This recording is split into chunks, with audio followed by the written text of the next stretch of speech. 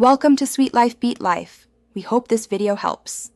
In this video, I will explain how to use Max Fill Foam.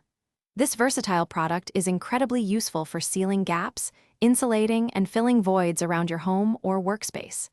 It expands significantly, creating a strong, airtight barrier. Before you begin, it's crucial to understand the proper techniques and safety measures to ensure a successful and safe application. We'll cover everything from preparation to cleanup, making sure you get the best results from your project. Get ready to tackle those drafts and open spaces with confidence.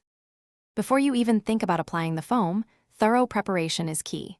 First, make sure the surface you're working on is clean, dry, and free of any loose debris or grease. This ensures optimal adhesion. Next, always prioritize your safety by wearing appropriate personal protective equipment, including gloves and eye protection. Finally, give your can of Max Fill Foam a really good shake for at least 60 seconds. This mixes the contents properly, ensuring consistent expansion and a smooth application.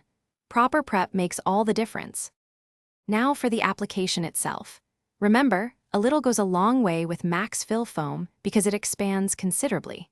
Apply the foam in thin, even layers, filling the gap or void only about 1/3 to 1/2 full. This allows ample space for the foam to expand and cure properly without overfilling.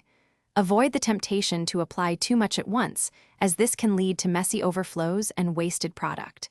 Take your time, apply steadily, and watch it work its magic as it expands to fill the space. Once the foam has fully cured, which typically takes several hours, you can move on to the finishing touches. Carefully trim any excess foam using a sharp utility knife for a neat and professional finish. Don't forget about cleanup. Immediately clean any tools or accidental spills with an appropriate foam cleaner before the product hardens.